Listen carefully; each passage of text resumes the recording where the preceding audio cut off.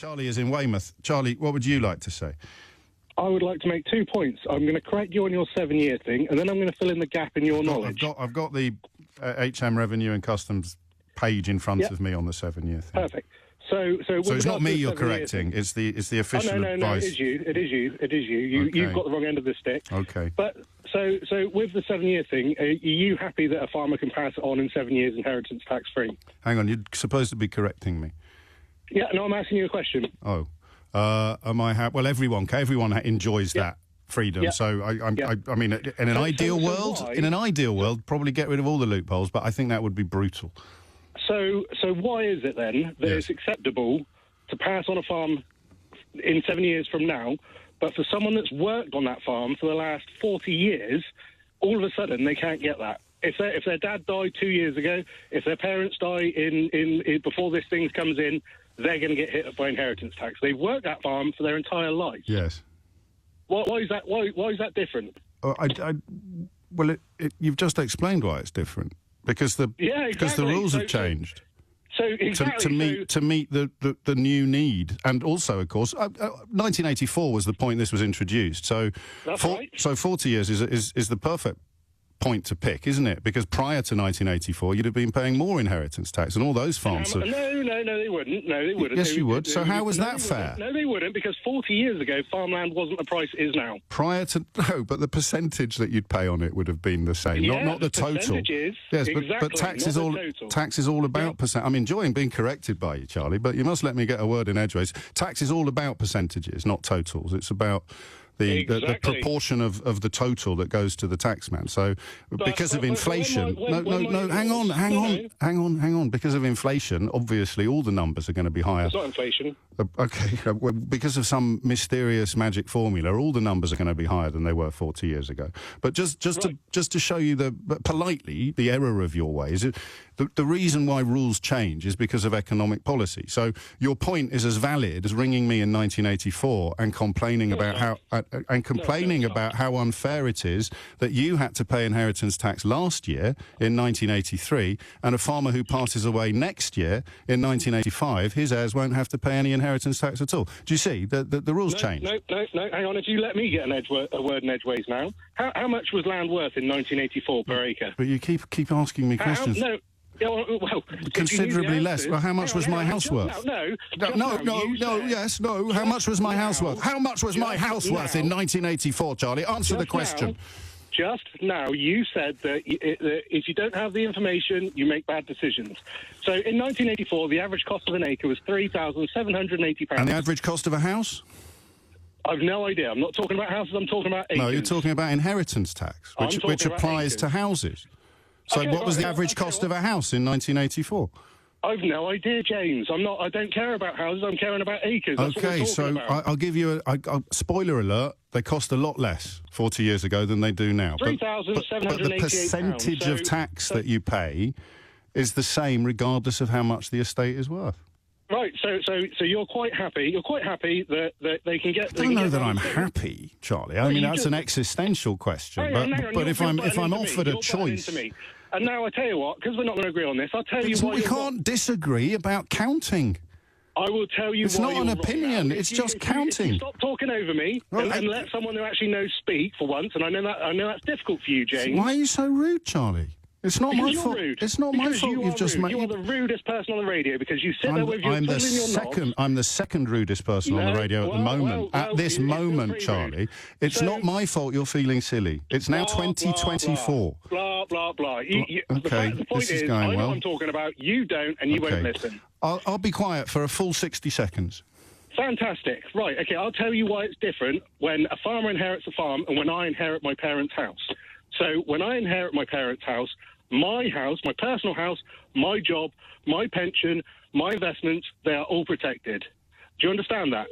It's not true. You have inheritance tax to pay on the estate that you inherit from your parents. You just pay double what you would on farmland. No. My job is protected. I pay inheritance on the asset I inherit. Yes, the asset. Yeah, exactly. So my house... And the farm, isn't that? But I'm supposed to be quiet. Carry on. But if you say things that aren't true, I have to interrupt. My house is not impacted by me inheriting my parents' house. Do you agree with that? My personal income, my personal job, my personal investments are not impacted by me inheriting my parents' house. Well, Do you unless it's a B&B and you work there or something like that, unless the property is part of your business. But this is about agricultural land. Right, okay, so now let's talk about agricultural land. So when a farmer inherits his farm that he's been working on for all of his life, that is his not house. necessarily. We just James, spoke. Going to be quiet. But you've had 60 seconds so now. You're talking over people again, James. But you're not making sense, Charlie. Well, you haven't let me finish. Okay, you finish, You James. finish then, Charlie. So when a farmer inherits his farm and he can't afford to pay that inheritance tax because it's hundreds of thousands of pounds and he only makes £30,000 a year. Well, can we crunch the numbers quickly? That's his home, James. Can we crunch the numbers quickly? Yeah, by all means. So hundreds of thousands of pounds worth of tax, presuming, of course, that it's passed from spouse to spouse and then to heir. So it's in excess of £3 million. So for hundreds of thousands of pounds at a 20% tariff, regardless of what the figure is, the percentage is 20%. You'd have to be living in an estate worth sort of £6, £7 or £8 million. No, 4.5 million, James. No, hundreds of thousands of pounds. You said. 4.5, yeah, exactly. So that's 1.5 million, 20% of 1.5 million over 10 years. Yeah, and how are you going to pay that? And 40% for everybody else. How are you going to pay that when you earn 25 grand a year? The same. Well, I don't. How can you possibly be arguing, Charlie? Charlie, my house is protected. When a farmer inherits his farm, his house is at risk. Why don't you sell some stuff?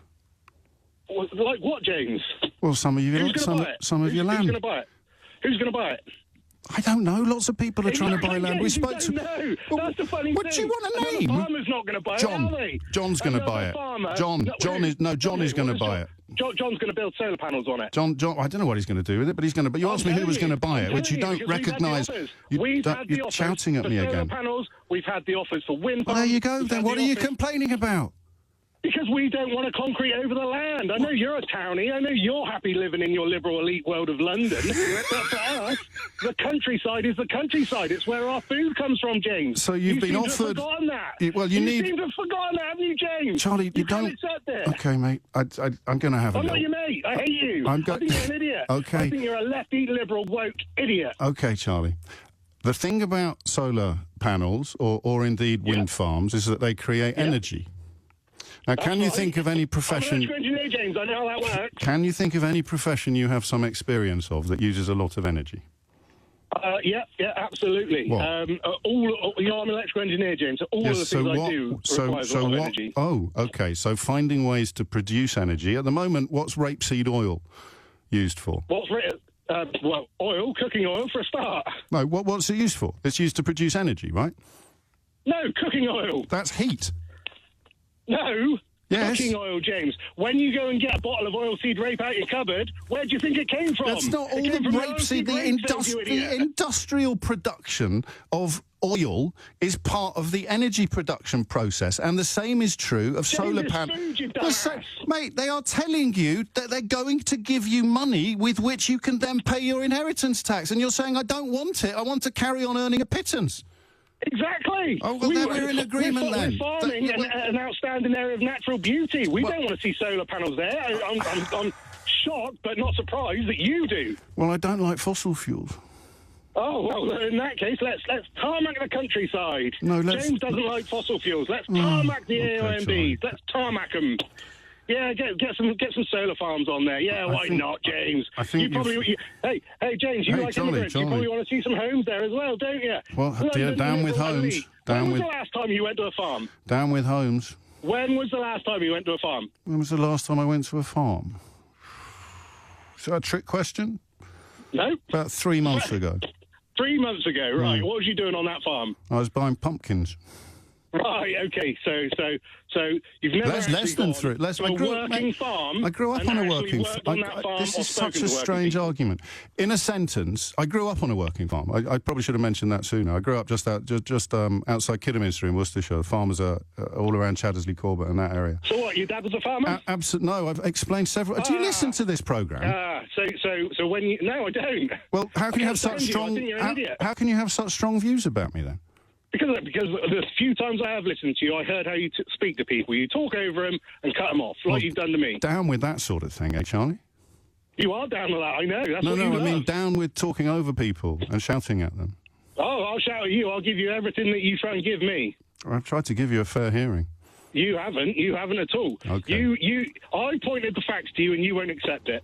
Okay. You know nothing, James. Stick in your London liberal lefty wokeism. You know nothing about farming. 10:53.